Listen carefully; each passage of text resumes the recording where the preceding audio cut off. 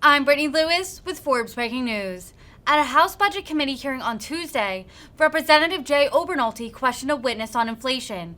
The California Republican spoke about a Fed report that found that the American Rescue Plan was the predominant cause of rising prices. The witness called the report stale since there is global inflation. Listen in to the exchange here. Dr. Coronado, in your testimony, you said something I completely agree with. You said that diagnosing the drivers of inflation is key to crafting a response to it. And you've answered a couple of questions about this already. I was interested in explaining why the United States has a substantially higher inflation rate than other countries. You said that you thought that deficit government spending, including the American Rescue Plan, was not even close to being the predominant cause. Several weeks ago, the San Francisco branch of the Federal Reserve issued a report in which they were investigating why the United States has a higher higher inflation rate than other countries, and they reached the opposite conclusion. They concluded that deficit government spending here, in particular the American Rescue Plan, was the predominant cause of why inflation was higher here than in other countries. Have you read that report, and do you disagree with it? I am familiar with that report, and since the data that was used for that report, we've seen a pretty marked acceleration in core inflation across other countries. So in some senses, that finding is stale.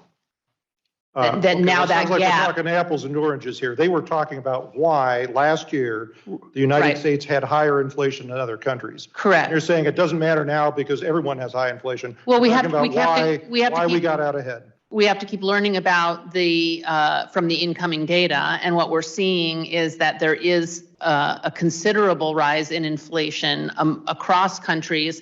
As you saw some of these charts that have been presented, there sometimes is a lag between when things happen. And what we've seen is that a lot of this supply chain inflation, other countries, because their recoveries were delayed, the US recovery was strong and early, other recoveries was delayed. So as that spending came forward, you did start to see that supply chain inflation take hold too. So I'm not one to say it had no impact. There is an impact. And there's also a benefit. There's a cost and a benefit to providing very strong support. So I'm not saying there's no impact or there isn't a meaningful cause in the wedge. The wedge that I estimate now is, maybe a percentage point. Well, let's talk about it worldwide then. Mm-hmm. So, the WTO has been looking at the same issue, Mm-hmm. from a worldwide perspective, not just a US-centric perspective. And Mm-hmm. Robert Koopman, who's the chief economist of the WTO, has estimated that between, he says, 2/3 and 3/4 of supply shortages worldwide are a result of excess demand resulting from government spending. So do you agree or disagree with that? So I do. There's more, I put more weight on the first part of that and less on the second part of that. So remember, a very key development in the pandemic globally was the shift to goods spending over services spending. So that's unprecedented. We have not seen that kind of shift in consumer spending in our lifetimes ever since actually the last time we saw this kind of shift was World War II. Sure, but the WTO is saying that as a result of all of this excess money being injected into worldwide economies. So that's the part that I take more issue with. Okay, well, so you disagree with the Federal Reserve, you disagree with the WTO. The CBO, well, you know what, we're not beginning into The Federal Reserve is a big system with hundreds of economists, all of which have an opinion. So I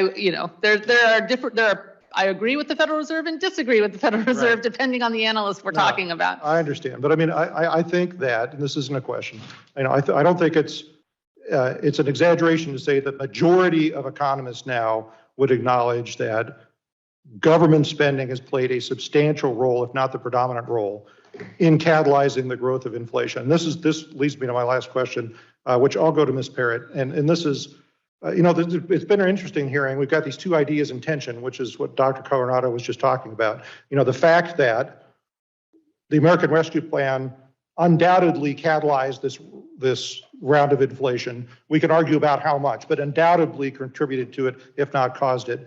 And you've testified that the American Rescue Plan was which you said the most substantial anti-poverty legislation since 1935. So, here's the question was it worth it? Was this round of inflation that's leading to interest rate hikes the Fed is meeting today, was it worth that, had that result for the good that the legislation did? So I think you set up a false counterfactual. So, right, the American Rescue Plan helped strengthen the recovery, reduce unemployment, lots more people working. I agree with Dr. Coronado. I think I wouldn't say that it had no effect on inflation, but I do think we would be facing high inflation today, regardless of whether we had the American Rescue Plan. But I also think that in the absence of the American Rescue Plan, we would have had more kids in poverty. We would have seen a spike in evictions. We would have seen a lot of people struggling. And so I'm not going to speak to a false counterfactual that I don't think is accurate. But what I will say is that the American Rescue Plan made an enormous difference in the lives of tens of millions of people and in communities across the country. All right. Well, I see that I'm out of time. It's an interesting discussion, but here is, what really depresses me about this argument is that, you also have to consider the effects of inflation on the impoverished here in America. And it's been said that inflation is one of the most regressive taxes because it disproportionately affects the people who can least afford to pay for it. And, we're at a situation now where... The gentleman's time is Yes, sir. long expired. All right. Okay, well, thank you for the, thank you, Mr. Chairman, for the extra time. All right,